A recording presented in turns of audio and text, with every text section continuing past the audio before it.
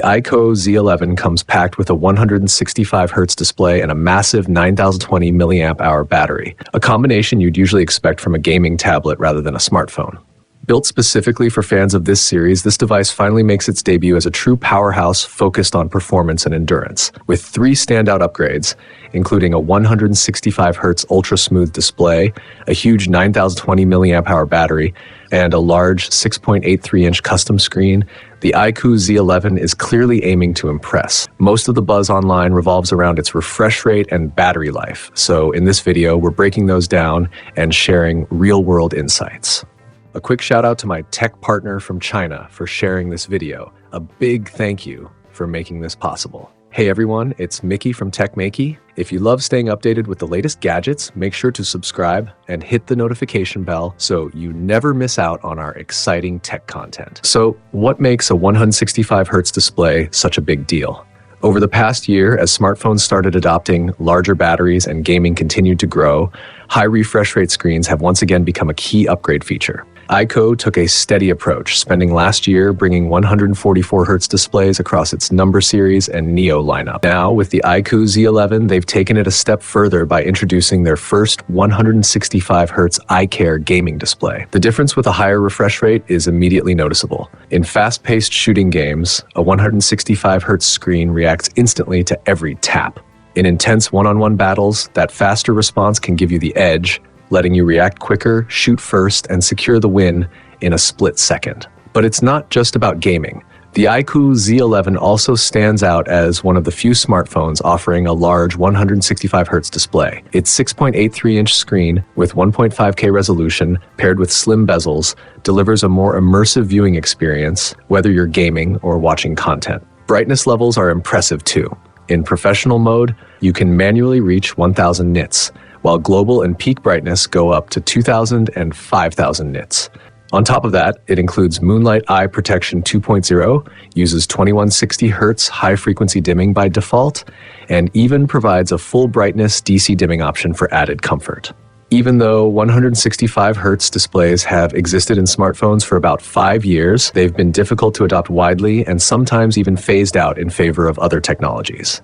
One major concern has always been battery drain, especially since even 120Hz displays have faced criticism for reducing battery life. To tackle this, the iQOO Z11 introduces a new battery solution, a 9020 mAh ultra-thin Blue Ocean battery. It uses a single-cell design developed alongside CATL, offering an impressive energy density of 879 watt-hours per liter. We also tested its gaming battery performance under intense conditions. Running games at a constant 165Hz, 1 hour of gameplay in a title like Summoner's Sight used about 17% battery, which translates to roughly 12 matches. In another fast-paced game like Kart Rider, 1 hour consumed around 19% or about 18 matches. Starting from a full charge, that adds up to an incredibly long gaming session before the phone finally runs out of power. When you look at that massive 6.83-inch display paired with a 165Hz refresh rate, battery performance here is actually pretty impressive. But how does the iQOO Z11 hold up in everyday use, and what's the charging experience like? Outside of gaming, the phone runs at a default refresh rate of around 120Hz, while also giving you the option to switch to 90Hz or 60Hz depending on your needs. There's also a dedicated gaming mode, and with its adaptive 144Hz refresh rate that can scale across multiple levels, you get a smooth gameplay experience without sacrificing too much battery in daily use. With its huge 9020 mAh battery, the results are solid. In a 3-hour battery test, the phone still had 79% charge left, which is quite impressive for a device with such a large screen and high refresh rate. When it comes to charging, the 90-watt fast charging performs well too, reaching 52% in just 30 minutes and hitting a full charge in about 57 minutes. The final trickle charging phase takes it to around 84 minutes total, but for everyday use, it's more practical to unplug once the UI shows 100%. Now let's talk performance. The iQOO Z11 is powered by the full-performance version of the Dimensity 8500 chipset, which is an upgrade over the previous generation's Dimensity 8400. It's built on TSMC's second-generation 4nm process and uses a 1+3+4 all-big-core CPU setup with higher clock speeds across the board, including a Cortex-A725 supercore running at 3.4 GHz. The GPU also gets an extra core compared to before. In standard room temperature conditions, the benchmark score reaches around 2.36 million. In Genshin Impact, the phone delivers an average frame rate of 59.6 FPS with power consumption at 4.9 watts and temperatures hovering around 42 degrees Celsius. Compared to the Snapdragon 8S Gen 4 in the same price range, this chip shows better efficiency in both power usage and thermal control. As for design and usability, the iQOO Z11 weighs about 216 grams in our testing, which is only a slight increase and barely noticeable in hand. With a thickness of 8.25 millimeters and a clean front and back design, it doesn't feel overly bulky.